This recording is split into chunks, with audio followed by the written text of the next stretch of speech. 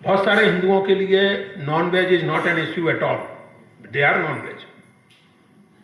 मतलब किस्सा मशहूर है कि जब विवेकानंद जी पंजाब पहुंचे तो चूंकि स्वामी थे, सन्यासी थे, तो उनके होस्ट ने उनको प्योर वेजिटेरियन फूड सर्व किया।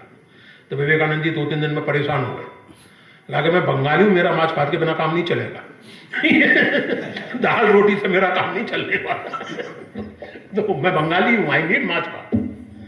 तो वाज विवेकानंद यानी less Hindu because of this diversity की मैं जो बात कर रहा हूं, हमारे यहाँ के जो हिंदू रीति रिवाज हैं, एक कम्युनिटी में मैं पश्चिम भारत का बनिया हूँ, मेरी पत्नी जो है पूर्वी भारत की बनिया है, केसरी हैं। हमारे खान पान और डीटीज में, देवताओं में अंतर है, डाइवर्सिटी है, और इसके बावजूद हम एक हैं। So when we talk of unity in diversity, when our freedom fighters, when our leaders of national movement talked of unity in diversity, they actually knew that if India does not respect its diversity, it will not survive. I am telling you this bluntly.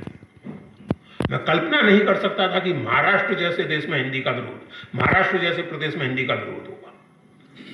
Maharashtra में तो लगभग हर आदमी हिंदी जानता बोलता है, और हिंदी के बहुत बड़े बड़े लेखक मराठी रहे हैं, मुक्तिबोध से लेकर प्रभाकर माचवे तक, इनकी मदर टंग हिंदी थी, वो मराठी थे। आज महाराष्ट्र में हिंदी का विरोध हो रहा है, क्यों?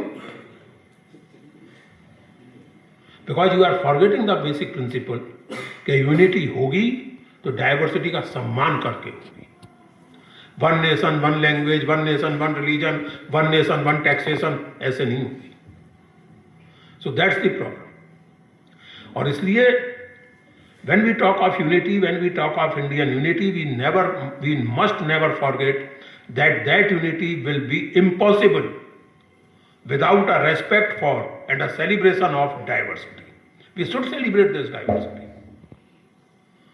and आप सोचिए, यूरोप में मैं रहा हूं कई बार, कहीं चले जाइए एक सा खाना मिलता है, एक से सब कपड़े पहनते हैं, कहीं जाइए वही अंडा मांस आप देखिए यहाँ ये ऐसा उत्तर भारत में तो कोई नहीं पहनता। और अगर मैं दक्षिण में कहीं होता तो मुझे शायद सफेद रंग का उत्तरीय दिया जाता, उत्तर में होता तो मुझे शॉल उड़ाई जाती। यहाँ कोई शॉल नहीं उड़ा रहा, थैंक गॉड फॉर दैट। मैं डर रहा था इस बात से कि यहाँ भी अगर शॉल उड़ा दी तो घर में 50 शॉल्स पड़ी हैं, उसका क्या करूँगा। थैंक यू सर कि आपने उत्तरीय दिया, तो मैचिंग मेरे कुर्ते के साथ बहुत मैच कर रहा है। सो दिस इज, हम जो मैं आपसे बार बार कह रहा हूँ दोस्तों, अपने रोजमर्रा के एक्सपीरियंस को देखिए तो बहुत सी चीजें खुद समझ में आ जाएंगी, और बहुत सारे पॉलिटिकल स्टेटमेंट्स की वास्तविकता आपके सामने खुल जाएगी। Diversity, all kind of diversity, and still it's a strange country. देखिए आज हम लोग अभी जब कार्यक्रम शुरू हुआ उसके पहले बैठे थे हमारे रजिस्ट्रार साहब के कमरे में, और वाइस चांसलर साहब भी आ गए थे।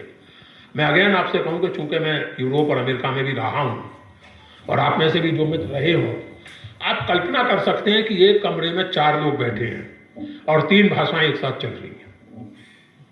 उड़िया बोली जा रही है, उड़िया में इन लोगों को बात करते करते आपस में ध्यान आता है कि अरे एक प्राणी ये भी बैठा है, तो हिंदी या अंग्रेजी बोलने लगते हैं।